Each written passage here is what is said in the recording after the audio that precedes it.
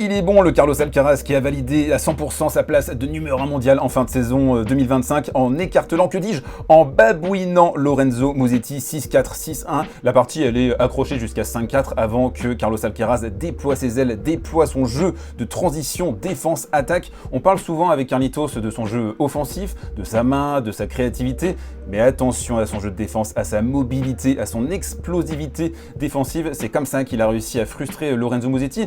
Alors ok, on va parler de cette place de numéro 1 mondial, on va dire ouais, Yannick Sinner a été suspendu pendant 3 mois, c'est vrai, mais Carlos Alcaraz nous a fait une saison de mutant et cette place de numéro 1 mondial, franchement, il est allé la chercher. Et l'autre info de cette journée, c'est que Alex de Minaur, qui n'a battu qu'un seul top 10 depuis 1 an et demi, Alex de Minaur, il est qualifié en demi-finale du Masters. Voilà. C'est l'une des infos les plus camoulox du tennis ces dernières semaines. Alex de Minaur, on se demande ce qu'il fait là. Alors, il devait battre Taylor Fritz 2-7-0 pour pouvoir espérer. Et en fait, il avait besoin de la victoire de Carlos Alcaraz. Et le scénario a tenu. C'est assez invraisemblable. À Taylor Fritz qui était rincé complet, ratiboisé. Et donc, on aura de Minaur, Sinner en demi-finale, si j'ai bien compris.